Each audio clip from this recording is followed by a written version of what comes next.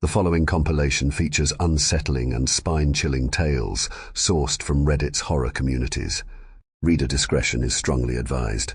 These narratives may contain graphic descriptions, psychological distress, and themes that could unsettle sensitive individuals. Proceed with caution, as immersion into these eerie stories may provoke fear, unease, and sleep disturbances. Enter this realm of Reddit's creepy horror stories at your own risk, as the line between reality and the macabre may blur within these chilling narratives. Story 1. An investigation into think tech. A cry for help. This may not be reality. I may be posting this to the abyss or not at all. Is this a cry for help, or all part of a greater plan larger than I can comprehend? My mind is rattled. It has been undone. This world is built on secrets, and I was one of the few who made a living uncovering them. My name is irrelevant now, but for years I've been a private investigator, priding myself on discretion and efficiency. I have lived a secluded life. The connections I have made have been fleeting at best. It's easy to be pessimistic and untrustworthy of people with what I have seen and uncovered in my time. Nothing could have prepared me for the nightmare I stumbled into at ThinkTech. As I try to piece together the fragments of my memory, I can't shake the feeling that some of what I remember might not be my own. ThinkTech stood as a fortress of innovation, its public face a beacon of hope for Alzheimer's and dementia patients. Commissioned by an anonymous employer, my mission was to delve into their brain imaging and altering technology. The deeper I dug, the more sinister the rumors became. Whispers of mind control, secret experiments, and people who vanished without a trace. I knew I needed to get in to truly uncover their secrets. My entry into ThinkTech was facilitated not by subterfuge, but an invitation under the guise of a journalist, an aspiring writer in the medical technology field, ready to sing ThinkTech's praises. Of course, this would be of interest to the shareholders. The facility was a shrine to ThinkTech's triumphs, with portraits of beaming scientists and heartfelt accounts of miraculous recoveries. Yet, there was something off in the way the staff moved and interacted, an undercurrent of dread that intuition whispered to me.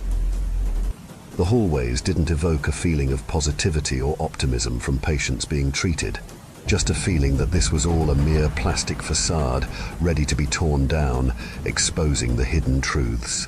Staff continued to move in a hush-hush manner, avoiding my gaze as I was shown around the sterile facility.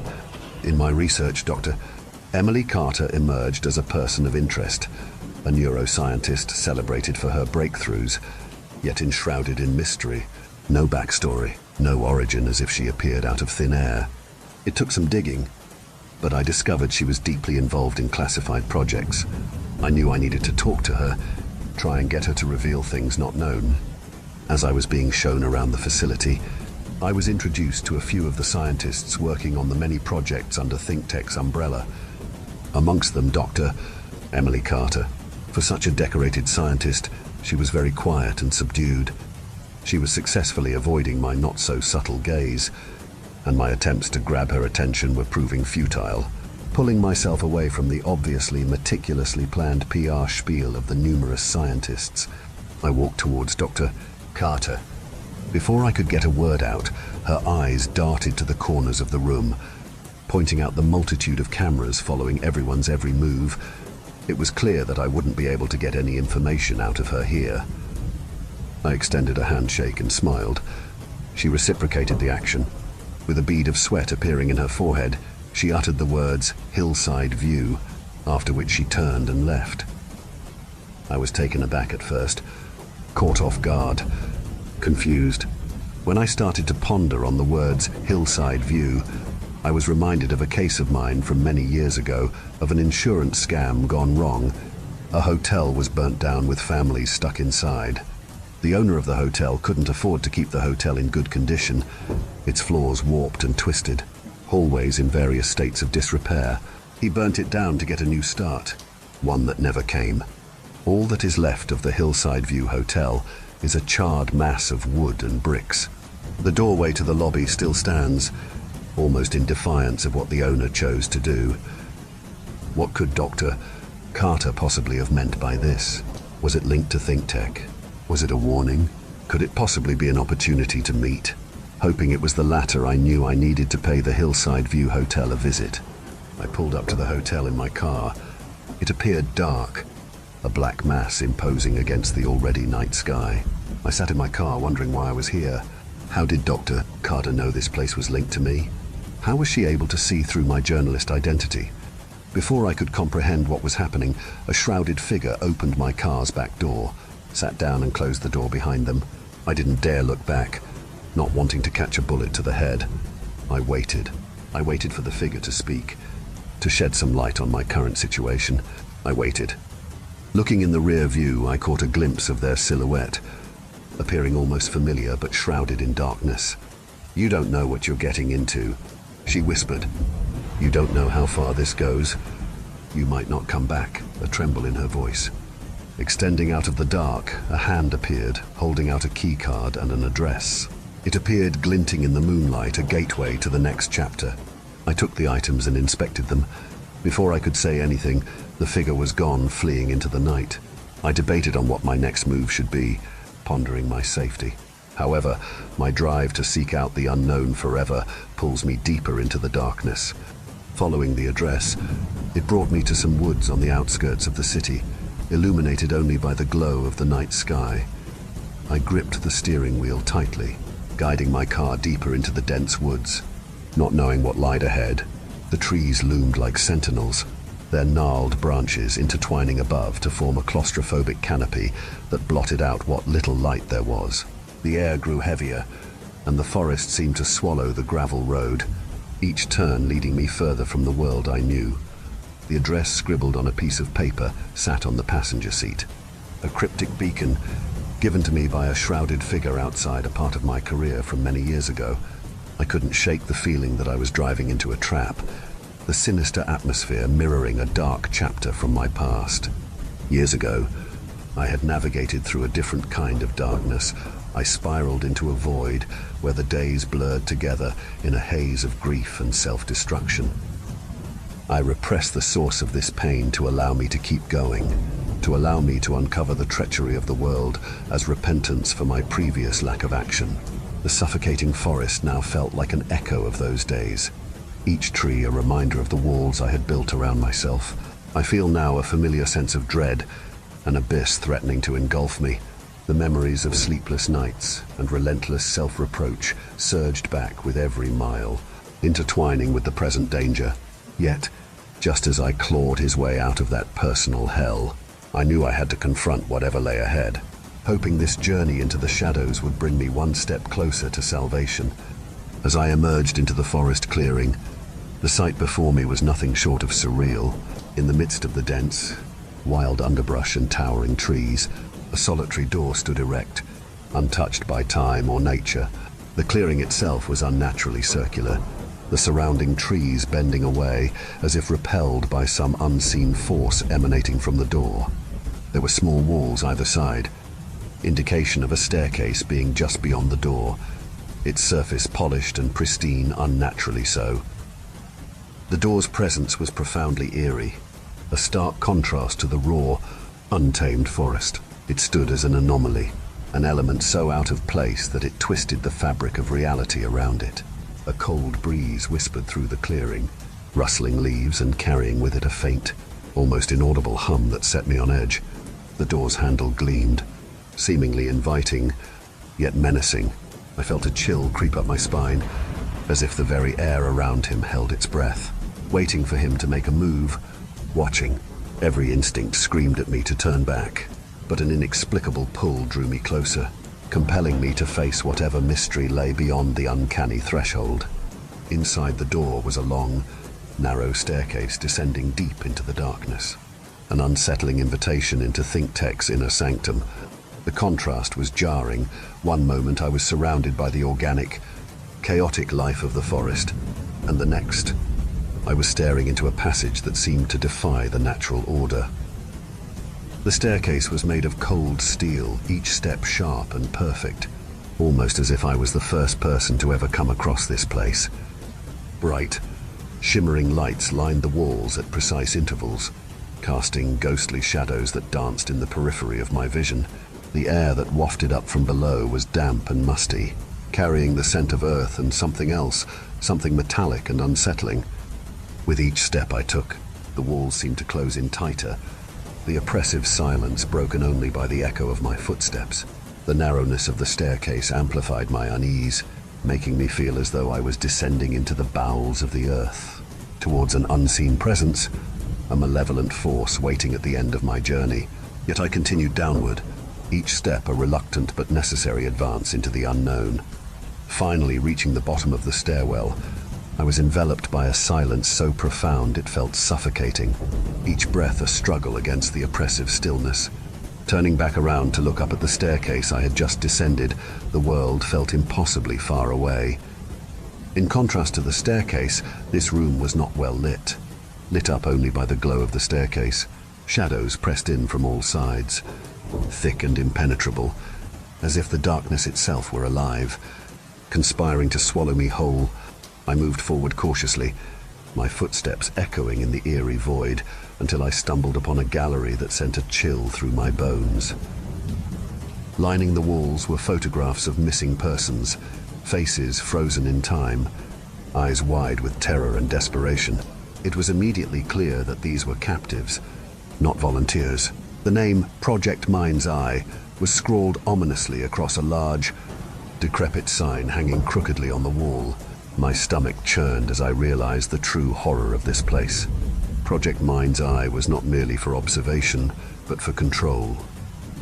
In the dim light, I could make out grotesque diagrams pinned to the walls, showing devices implanted in the subjects' skulls. These crude contraptions were designed to strip individuals of their autonomy, turning them into mere puppets for some sinister purpose. The cold, clinical nature of the setting clashed horribly with the reality of the human suffering it inflicted. My mind raced, the enormity of the revelation crashing over me like a wave. Each photograph, each diagram, each desperate face etched into my memory as I stood there, a lone witness to the depths of human depravity. As I documented this horror, the realization struck me. ThinkTech was expecting me. My every move had been orchestrated. They didn't need to hunt me down. They knew where I was at every moment. The door was opened, not to pursuers, but to guide me and others potentially like me deeper into the dark. A symphony of mechanical hums filled the air, the source elusive yet omnipresent. I felt rooted to the spot, a silent observer to unseen horrors. A door creaked open at the end of the room, its ominous presence beckoning me to uncover what lay beyond. But as I stood there, staring into the gaping maw of further darkness, my usual controlled disposition faltered. The weight of the photographs and diagrams, the faces of the missing and tormented, pressed heavily on my psyche. Fear surged through me, raw and unrelenting, eroding my resolve. My instinct for self-preservation screamed louder than my curiosity. I could feel the icy tendrils of dread creeping up my spine, tightening their grip around my heart. With a shaky breath, I made the decision to retreat. Each step backward a surrender to the overwhelming terror that had seized me, the suffocating silence, the oppressive shadows, and the horrific revelations of Project Mind's Eye were too much to bear. As I turned away from the open door, I could only hope that retreating now would give me the strength to return and face this nightmare another day.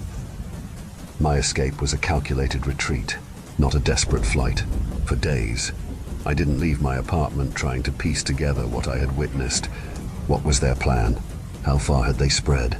The feeling of being watched was an unshakable companion. I couldn't shake the unease that had settled in my bones.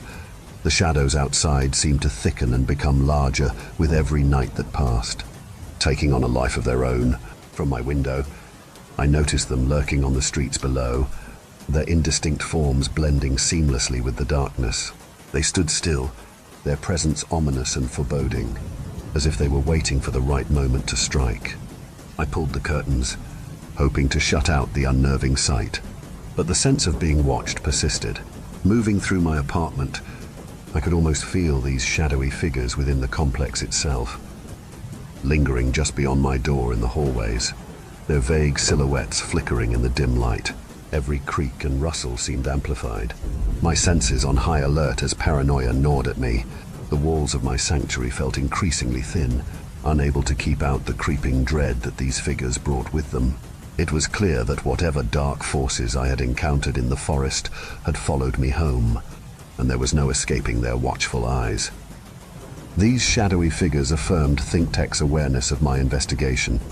The final confrontation was not violent, but a quiet breach of my sanctuary through the front door in the dead of night. In the pitch black, there was a presence. Dr. Carter stood before me with a group of men, quiet and with blank expressions. "We are only trying to help," she pleaded, her voice a siren's call, beckoning for my compliance. "This is not down to us, but to those that can't be seen. Just as I stretched out my hand to you to bring you in, they stretched out theirs to bring us in." A laptop was presented to me, the only file on it a video titled Patient Eye. My fingers hesitated over the keyboard before double-clicking the icon.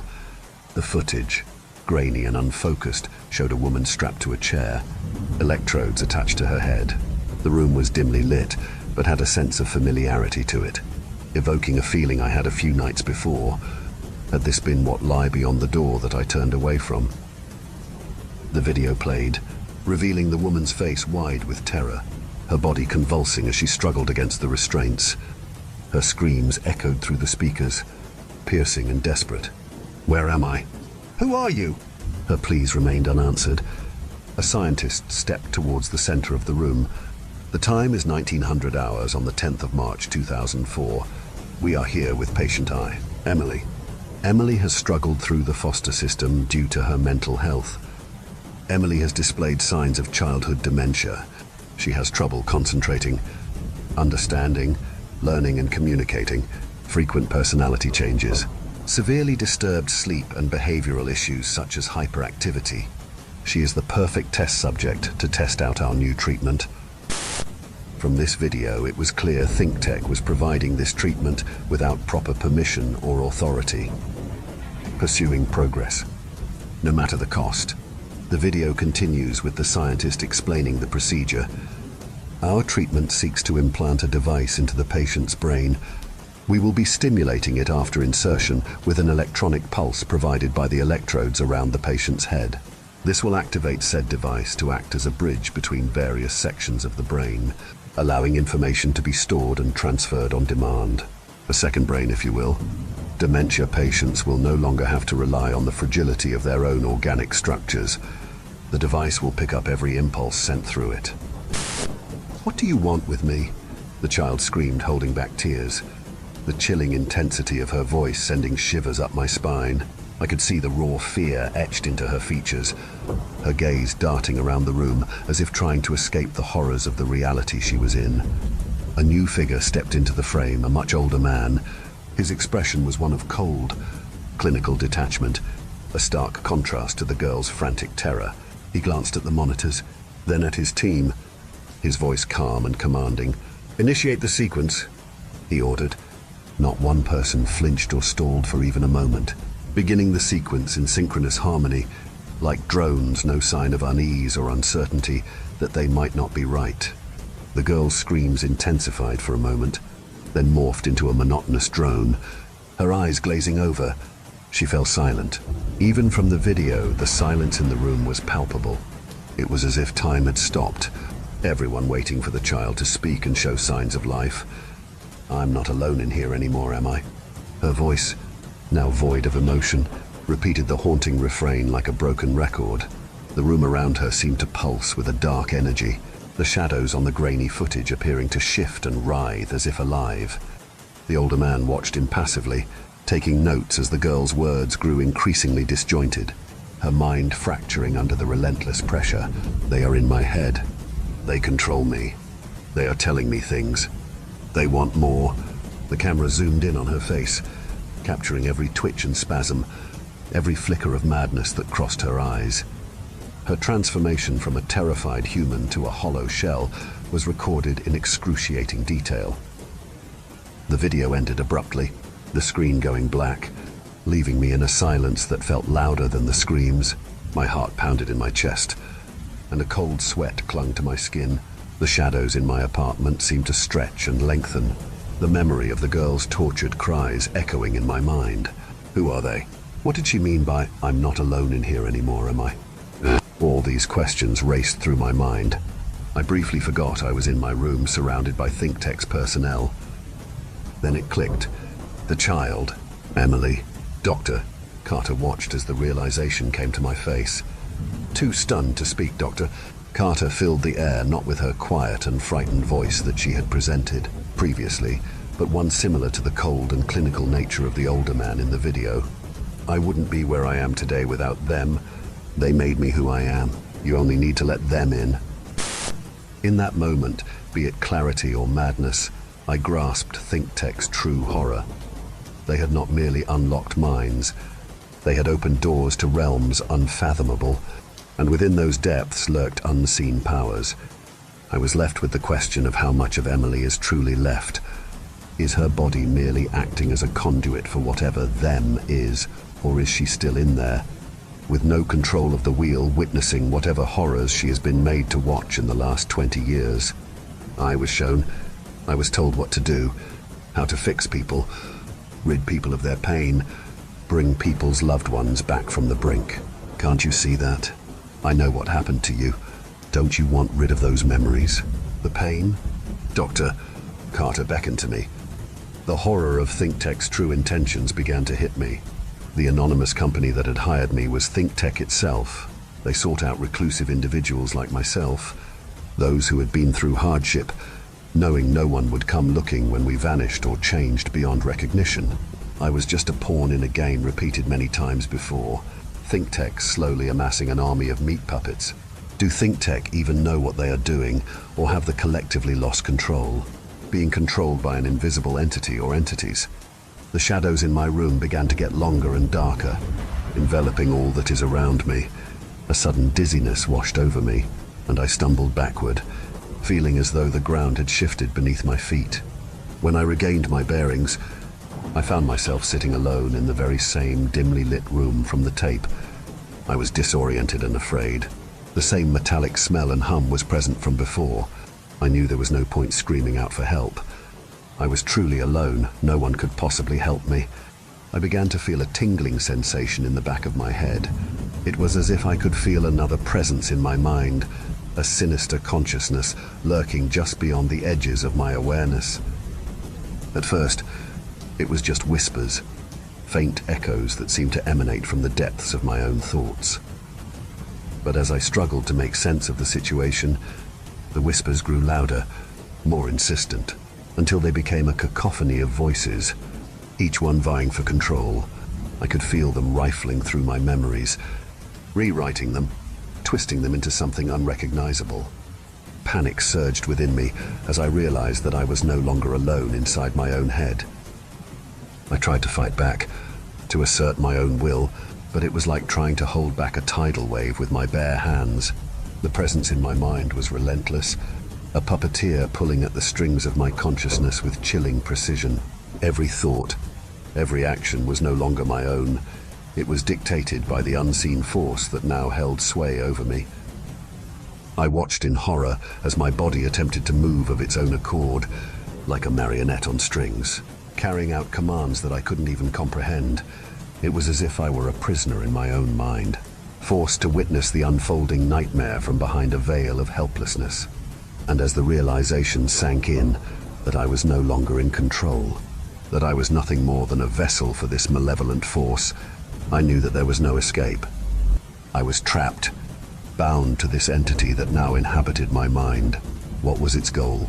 What was its purpose? Before I could work this out, I was thrust back into the darkness, encased within the walls of my head, a space that seemed to close in with malevolent intent.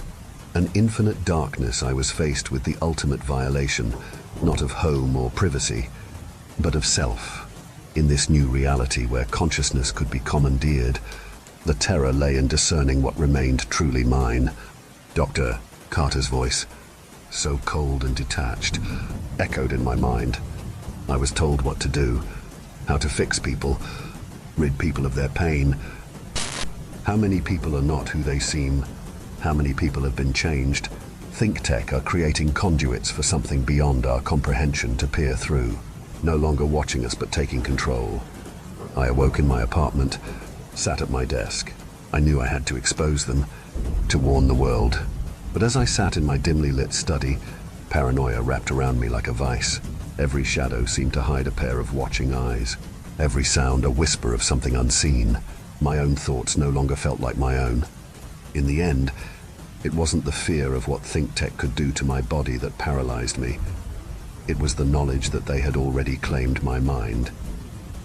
The true horror of think tech was not just in their experiments, but in the realization that I might never know which of my thoughts were truly mine and which were theirs. Everything I see and do can be altered, changed, generated. For all I know, I'm stuck inside my own mind prison, being placated by them, by being allowed to write this out, never to be seen by a soul, only existing within the bounds of my head. As I type this, I feel myself further falling into paranoia and madness. I'm unsure if these are my words or theirs. Is this a warning? Or a trap laid by them? I share this, not knowing if it's a desperate attempt by what's left of myself to reach out, or if it's think tech using me to spread their influence further. To whoever reads this, beware. Some doors, once opened, can never be closed. Story 2. I was trapped in a pitch-black room. It turned out I was part of a horrifying experiment. A few weeks ago, I woke up in hell. I know this might sound dramatic, but once you'd been in my shoes, you would have thought the same thing. I really hope you never have to endure even a fraction of what I had experienced. I'm currently in a hiding spot and away from any real danger, so I thought it was the ideal time to write down the past weeks, in hope someone can understand my situation. Last month, I woke up lying on a cold concrete floor, my head pounding like an elephant had trampled on it, and I felt like I was barely wearing anything. My hands only felt a skimpy patient gown.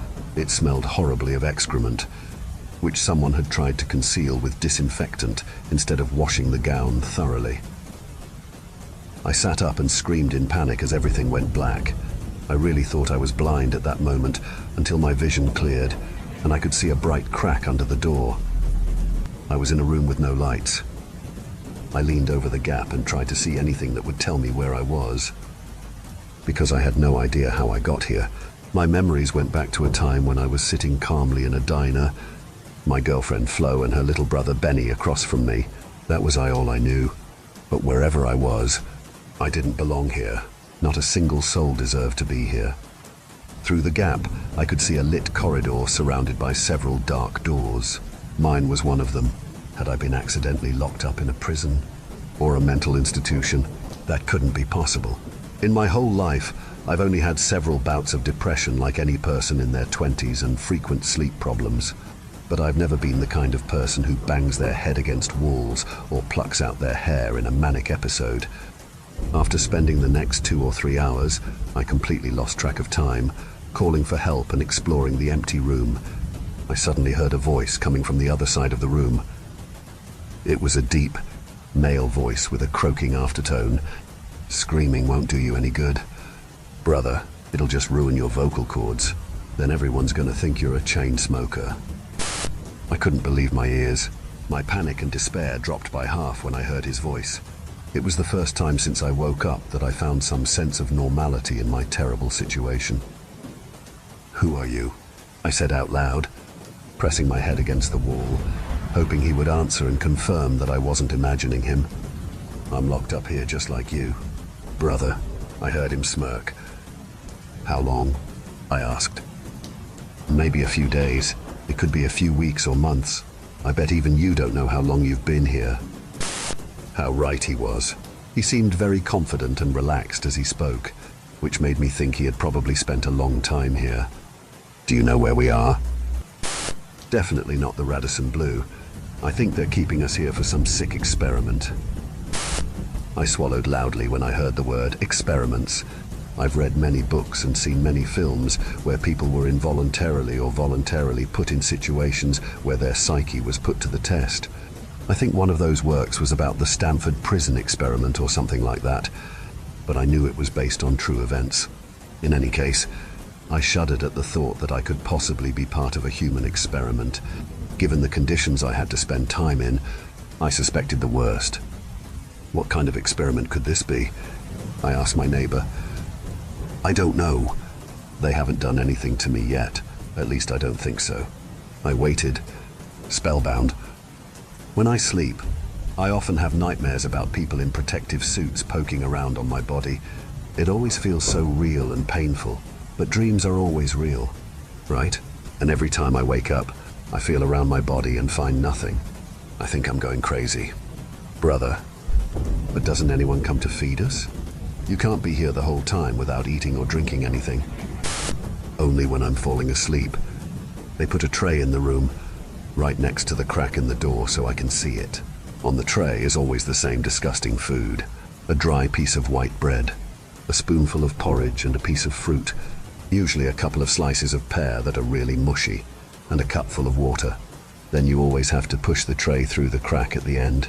Only think about leaving the tray with you and you can bite the dust. I sank to the ground and listened to his words with a mixture of despair and hopelessness. I didn't know what would happen to me if I kept doing what my neighbor had been doing the entire time, sitting in the dark forever, losing track of time, eating only the bare minimum to avoid starving, slowly but surely going mad and not getting any answers. We'll definitely find a way out, I said determinedly. They can't just keep us here like this and never let us out. At the first chance we can... I've tried everything. Brother, I'm sorry I gotta take away all your hope, but we're at their mercy. The only way out of here is to not touch the tray and just go to sleep. His words hurt my soul. Fear rose up inside me again. Have you tried? I asked cautiously. Like I said, I've tried everything, but the survival instinct can be a real asshole. I don't know why, but the way he expressed his words was the height of the blackest humor and didn't fit my current state of mind at all. So I just had to laugh. I laughed so loudly and ugly that I couldn't stop. In the distance, I heard my neighbor laughing as well, which only made the whole thing worse. I laughed like I've never laughed before in my life. Suddenly, I was reminded of the diner, my last known memory before I woke up here. In the memory, I saw myself laughing too, Flo and Benny joining in. It was like a Bill Burr stand-up show. I really enjoyed the moment, and I think my neighbor was glad that he hadn't lost his laughter after all this time. The two of us kept talking for a few more hours. Most of the time, we talked less about our precarious situation and more about things from our lives outside the room. I told him about Flo, how I met her and how we spent our time at college together before I dropped out. I also told him about my brother Charlie, who I lost in a car accident. As I talked about him, I realized how the pain of losing him hurt way more than anything that had happened to me since I woke up in the room, or that I feared could happen in the future. Nothing came even close to the gravity of his death. I loved Charlie more than anything. My neighbor listened carefully and then told me a bit about himself. How he dropped out of school at the age of 15 in order to work and support his sick mother. She suffered from multiple sclerosis and only made it until he turned 20. He then slipped into drug addiction and, in his words, spent the last 5 years simply cracking up. It went on like this until he announced that he wanted to sleep. You should lie down too, brother, he said sleepily. Especially when you're hungry. They don't let anything inside till you're dozed off. I was about to tell him that I didn't feel like sleeping at all, but then I heard snoring from next door. I lay down on the hard floor and cursed those who hadn't even thought about putting a mattress or at least a pillow in there. I didn't like doing it, but if I wanted to at least try to sleep, I just had to. I took off my gown so that I was stark naked and folded it into a pillow, which I put under my head. I'm always very picky about my pillows, because for me, that's the most important material for a safe sleep. At home, I could only sleep on an orthopedic neck pillow. My sleeping issues could sometimes be that bad.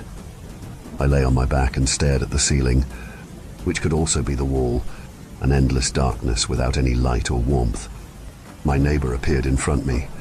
I heard his voice, which had probably become so croaky from all the screaming, and I imagined what he might look like. I imagined how we would have crossed paths in another life, both of us at our lowest point and each other's support. I would help him with his withdrawal, and we would become best friends. Flo and her brother Benny appeared in front of me, sitting in the diner. Each of us was drinking a chocolate milkshake. Benny wasn't taking the ice cream very well, as he was holding his head and waiting for the brain freeze to wear off. I laughed at his funny expression, but Flo suddenly slapped me on the shoulder, looking all worried. She stammered something I couldn't hear. She took Benny in her arms. He looked very strange now, as if he was about to throw up at any moment. For some reason, I still found this amusing, and I continued to laugh while Flo cried and held Benny close. Benny threw up something that didn't look like food or any other substance resembling puke. It looked like a turquoise and slippery tentacle. The suction cups looked at me like eyes and were so irregularly shaped that any trypophobic person would gag at the sight of it. The tentacle hung motionless in the air. Benny was choking with every second.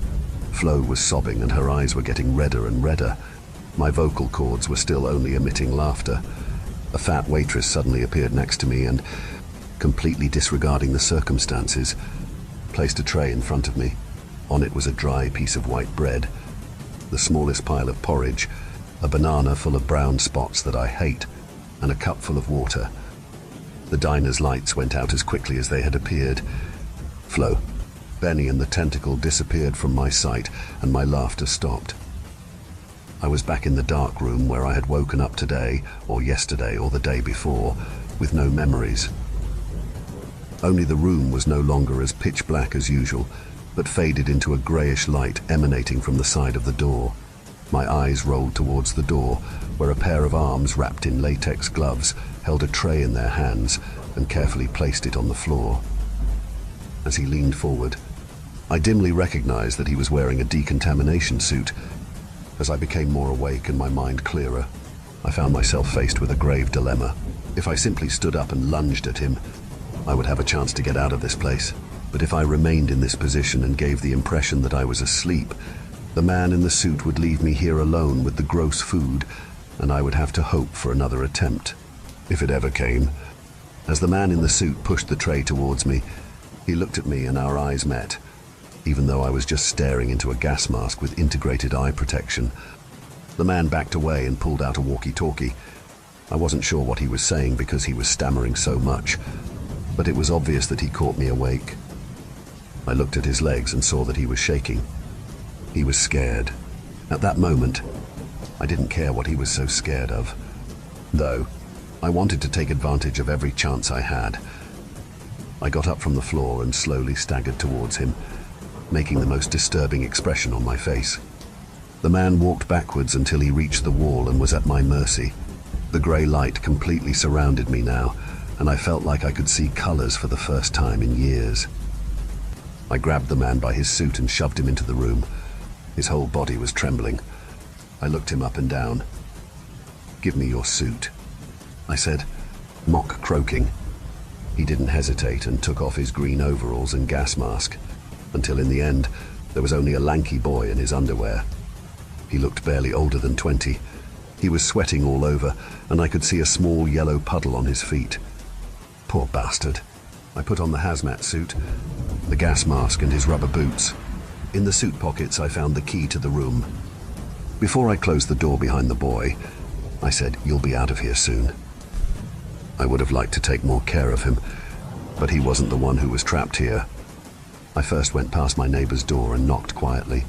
He didn't make a sound. I asked him if he was awake and could answer me. No response. I pressed my ear against the door and only heard his snoring. I tried to open the door with the key, but it didn't click. There was probably an individual key for each door in the hallway. I quickly whispered to him that I would be back soon and went down the hallway. It really felt like mental institution. There were the same dark steel doors on each side of the hallway. The floor was completely covered in concrete, and several fluorescent lights flickered on the ceiling. At the end of the hallway, I passed some empty hospital beds and cleaning equipment. I walked through a maze of more hallways made of nothing but walls until I finally found a slightly open door from which strange noises were coming. I heard people mumbling, squeaking boots and clinking metal cutlery. I got closer and closer to the door until I could understand some things more clearly. A man and a woman were discussing something excitedly. His numbers are dropping. We need to do it now. Do you really want to risk the possibility that he could be dangerous if you cut him open? It worked with the last anomaly before it died. That was different. That anomaly was 58 years old and suffered from heart problems. We're dealing with a much younger specimen here, who is also still going through puberty. How long have you been doing this job? Have you ever been down the other hallways and looked at these creatures? Every day I have to bring this filthy food to the worst kinds of humanity and look at their faces. They may look different on the outside. Older, younger, taller, shorter, or sicker and healthier. But at the core, they're all the same. We are only doing them a favor. There was silence after that, which made me think that the woman had given in. Curiously, I dared to look into the room, as inconspicuously as possible. Another man in a hazmat suit and a woman in a gas mask and surgical gown were bent over a hospital bed. The woman took a scalpel and worked on the body of the person who was lying motionless on the bed. I leaned closer to get a better look, when suddenly the hinges of the door squeaked and exposed me. The man in the suit looked at me in surprise, but the woman seemed to have been startled by the noise because she frantically cut into the patient's chest before turning around too. The patient suddenly woke up and screamed loudly, his chest heaving. At that moment I realized it was a little boy.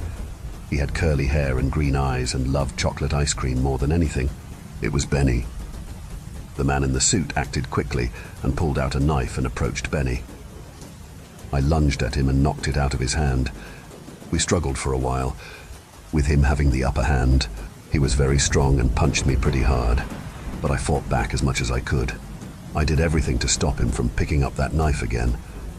Meanwhile, Benny got up from the bed, still screaming and his chest bulging out. His screaming suddenly turned into a terrible wheezing sound, as if he was about to vomit his intestines out at any moment.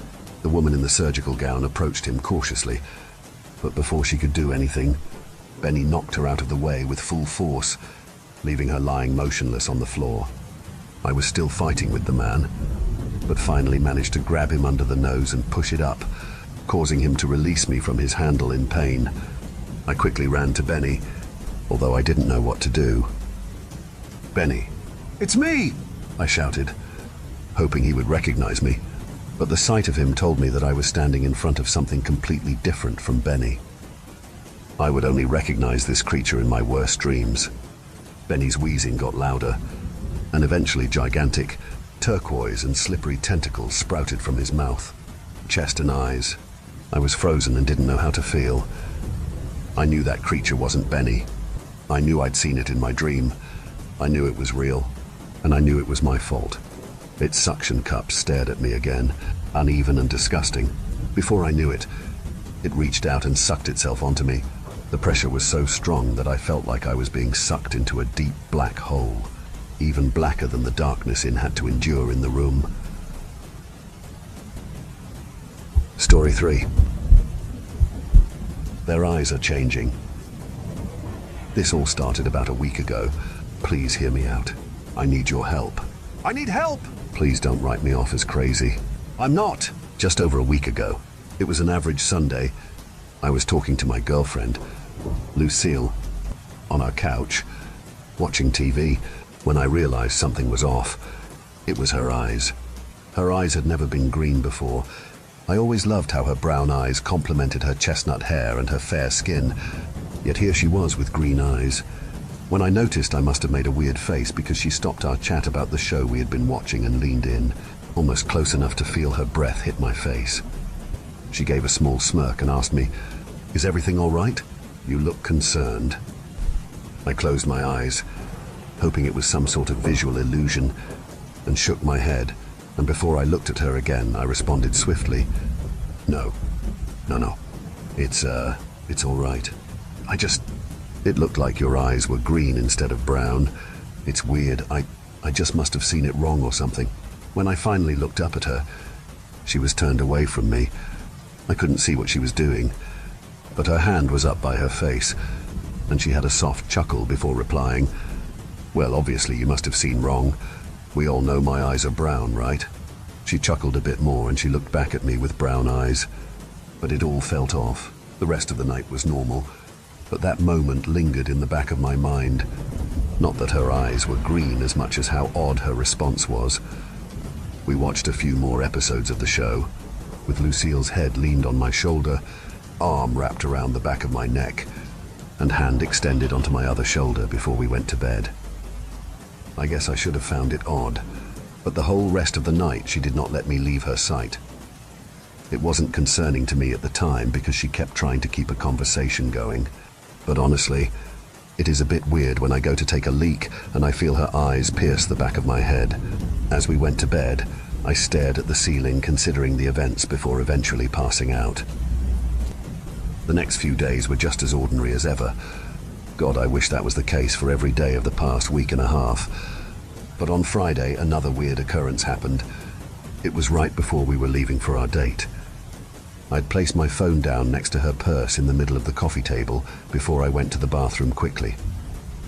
Now I know I had passed by my girlfriend in the foyer before I made it to the bathroom in the hallway.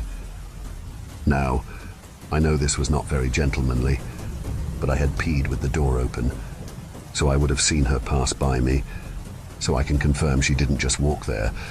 But by the time I left the bathroom, there she was in the entryway of our bedroom at the opposite end of the hallway from where the foyer was. I actually jumped back a bit, she scared me so much. She laughed a little before asking once again, "Is everything all right? You look scared." I was dazed at the moment, but I quickly found my footing and voice rumbling deep in my throat.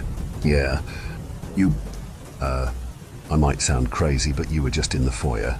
"Ha, I sound crazy saying it, but you were just there in the foyer. How the hell did you end up there?" As the words left my mouth, there was no gain in confidence, especially when she responded, "I don't know that you should be driving tonight. Got yourself in the wrong frame of mind, because I was standing here when you were walking to the bathroom. I waved to you and everything. I just thought you were ignoring me. But now I understand it's because you're hallucinating. Such a much better explanation. Are you okay?" She was smiling during the whole sentence. At the time, I thought it was because my confusion was amusing to her, but now I think I understand that it is because her causing my confusion is amusing to her. It didn't help when I walked back into the living room to grab my phone and noticed her purse was no longer in the middle of the coffee table, but in the corner. Now, that might seem like an easy detail to mess up, and I don't mean to brag, but I have a fairly good memory. When I was in school, I wouldn't need to study a whole lot because I would have everything remembered fairly quickly and I was successful because I got all A's throughout high school and even into college. Hell, I went to UCLA using my quick study methods. My point is, I know where her purse was when I left, and I know where she was when I left to the bathroom. She confused me and made me feel crazy, but I am certain what I saw, or at least I think so. She insisted on driving to the restaurant, and I agreed because at the moment I was still very confused, and if I was wrong then it would be wise not to drive. Our car ride was filled with music, and our date was filled with normalties. Well, that was until she went to the bathroom. I need to explain what happened before she went to the bathroom so you can understand what was off after she left for the bathroom. We were sat down by our waiter, who spoke in a soft Yorkshire accent. He was charming and offered us some great options to eat, and I actually ordered one of those options. I believe it was grilled chicken with fried rice and a special restaurant sauce. But after he left with our order, Lucille got up and left to go to the bathroom. Now, I am no expert on female bathroom habits, but she was gone for a long time. She was gone so long that our food arrived. I waited a bit before my hunger pushed me to eat my dish while hers was greeted with the cold chills of the restaurant air, and the heat left the dish. Now this is the weird part. Our waiter had looped back around to ask about the check before noticing Lucille's food had not as much as a hole in it from a fork stabbing it. He frowned, and in his soft, brummy accent, he asked, "Did she leave you suddenly?" "I'm sorry. I'll see about getting that charge covered for you." I told him he didn't need to do that. She was just having bathroom troubles with the best poker face I had. Now, I am no Brit, but I know the difference in his accent when he sat us and took our order, and his accent when he asked me about Lucille leaving. I watched carefully where he went, and after a moment I stood up and tailed him, but he had disappeared into the kitchen without any clear line of sight on him. I decided then and there to head towards the bathrooms, and when I approached the women's bathroom, there was this lady walking towards the bathroom, so I asked her to check on my girlfriend for me.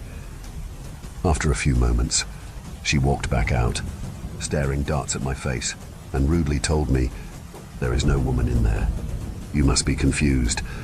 Maybe she left you." I was taken aback. First of all, why does everyone assume my girlfriend would just leave me? Secondly, and more importantly, where the fuck is Lucille? I apologized, probably shouldn't have, to the woman, and headed back to my table, and there was Lucille. At the table, with half her meal gone, I was utterly perplexed. What was happening? I sat down, and her wide eyes and curious tone cued me into the words I didn't hear while I was chewing on the complexity of the last 30 minutes. She had asked, "Where were you? You've been gone an awfully long time to go take a piss." I shook my head and barely answered her question before I asked a passing waiter for the check. We paid and went home, but the entire ride I sat confused. She kept hounding me about why I was gone so long, but I simply ignored it. I didn't forget about Sunday or Friday.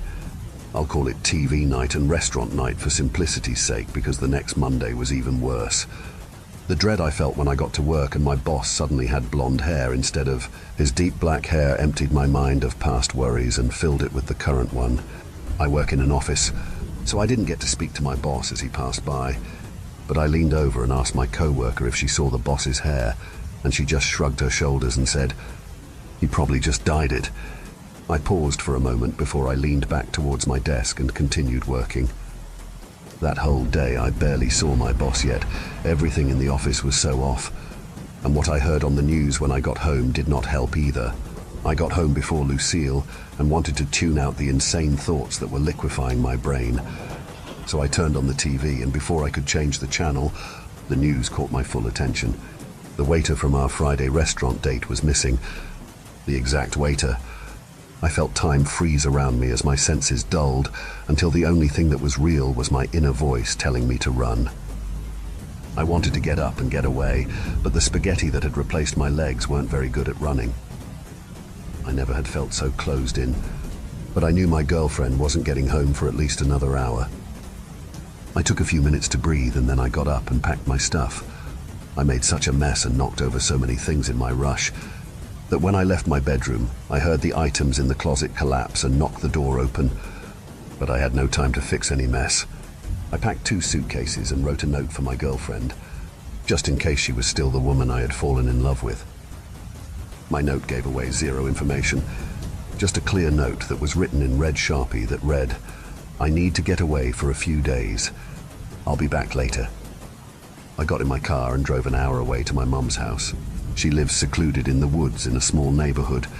Lucille had only been there once, and I doubt she remembered her way back. She always sucked with directions. The whole drive I was so preoccupied with the waiter being missing since our date on Friday that I almost hit this wolf. Or maybe it was a coyote. I didn't notice when it was just standing in the middle of the road, staring at me, and so I had to slam on my brakes to avoid it. I waited a minute or two before it walked back into the woods. Once I made it there, I grabbed the suitcase and knocked on the door. My mom was surprised to see me, but she was elated to see me before she was worried that my visit was over relationship issues. I reassured her that it wasn't. I mean, it was, but not for the reasons she thought. If I am honest with myself and you all, I don't see my mom enough. I'm sure she's lonely sometimes. Her neighborhood doesn't have too many people her age to hang around, and my dad passed away a few years back. I miss him, but it might be good. He doesn't live in a world where his son runs back home because something is tricking him, going after him. I feel so crazy. I feel insane, but I feel like something is after me.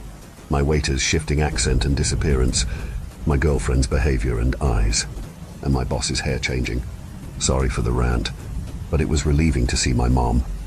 I just told her I missed her and wanted to spend time with her. I didn't want her worrying about what I'm sure she'd perceive as my mental health.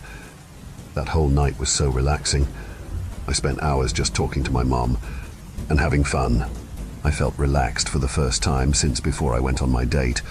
We talked and played some card games, and she made the best tasting burger I ever had in my life. When I asked her what made the burger special, she just replied, "Well, your mom makes any burger special, of course." I laughed, but I would have loved the recipe. As we called it a night, I went to sleep in my childhood bedroom. I saw all the books on my shelf from when I was younger, and I noticed the fairy tales and kids' books especially. Rapunzel, Otto Goes to the Beach, Little Red Riding Hood, and Hansel and Gretel. I smiled at the books and remembered my mom tucking me and my brother into bed, reading us stories until we passed out. I never got rid of those old books. Even if their covers were worn down to dust, they meant so much. My parents were fervent about being parents, and it made my childhood so bright. I got in bed, and while it took me a bit to finally sleep, it was some of the best rest I had in a week. I rose from my bed the next morning, noticing I slept in. I got up and made quick work to get out of my room, and as soon as I opened the door, the aroma of flavors wafted past my nose and carried me towards the kitchen. As my body moved, I deciphered the smells. The smell of savory eggs, delicious bacon, the inviting smell of blueberry waffles, and maple syrup. I stopped dead in my tracks as I smelled the syrup, and I used all my might to not collapse and break. My mom was allergic to syrup. In fact, when I was about 8, my family went to this new diner about 30 minutes away from home, and we had begun eating, not realizing they dipped their waffle batter in syrup, and my mom immediately broke out into hives and nearly died then and there. My dad rushed me, my brother, and my mom to the ER. As my mom lay in the back seat, I was administering her an EpiPen. I remember every sound and smell vividly to this day, even the feeling of stabbing her thigh with the pen as air broke her past, the gasps stuck in her windpipes. I was frozen in place as my mom, or whatever that was, turned the corner and greeted me. "Hey!" I saw you were sleeping, so I decided to go ahead and whip up something great. I made eggs and bacon, and I even made blueberry waffles. I had to go run to the store quickly to grab some syrup, and the whole time the cashier gave me this weird look like getting syrup early in the morning was some sort of crime. "Is everything all right? You look concerned." I stared blankly at my mom as I about screamed, damn near collapsed, cried, and just begged this monster to kill me now. I don't know what it wants from me, but I want this to be over with. I didn't say anything for a minute, so this wolf in sheep's clothing asked me again, "Is everything all right? You look concerned." This time, though, as the sentence left my mom's mouth, a wicked smile began to overtake her face. I stammered, and my words might have not come out exactly like this, but I said something to the tune of, Yeah, I'm fine. I just realized that I left my phone in my room. Just 1 second. I'll be back in a minute." As I turned around to walk back to my room and devise a strategy to leave this place, I got 2 ideas.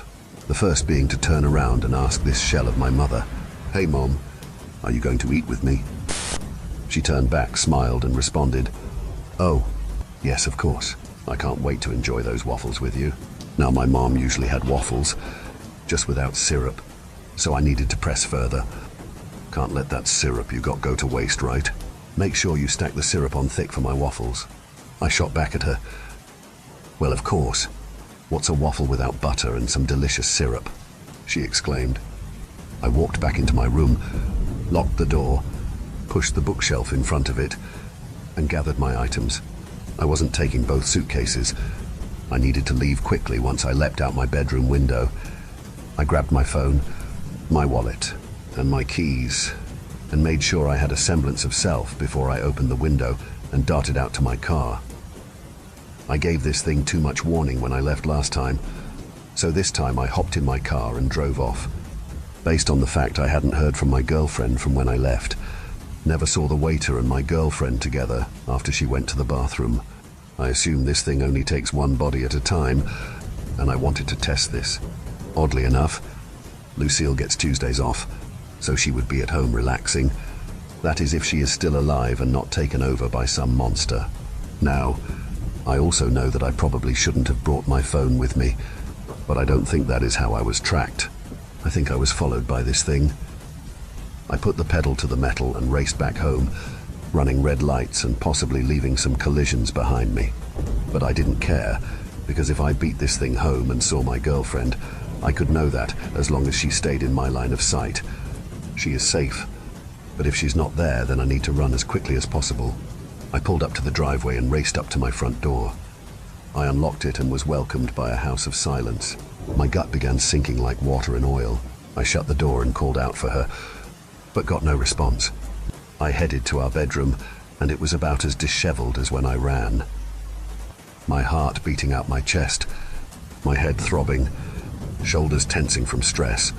I began focusing on each step as I inched my feet toward the spare bedroom. I opened the door to the bedroom and it looked about right. I opened the guest bedroom closet and gasped. There was no Lucille, but there was the skin of the waiter. No bones, no organs, no blood, no hair, just skin. The skin, other than the scalp, was all intact, just like how a normal person would have their skin positioned without organs holding it together. It was a skin suit. As I was staring at the flesh of some poor victim of being in my vicinity, I heard the door smash open. It was my girlfriend's voice, so I hid in the closet as I pulled up our doorbell camera on my phone. I don't know what that was, but it wasn't Lucille. That is for damn sure. It's still calling out for me. As I am hiding in this closet, what should I do? Someone please help me. I am terrified and I don't want to become a skin suit. Thank you for venturing into the darkness with us. If you dare to explore further, be sure to subscribe to our channel for more spine-tingling tales of horror and the supernatural. Remember, the shadows hold endless mysteries, waiting to be unveiled. Stay tuned for more bone-chilling stories as we continue to traverse the eerie depths of the unknown together. Until next time, may your dreams be free from the haunting echoes of our tales. Or perhaps not.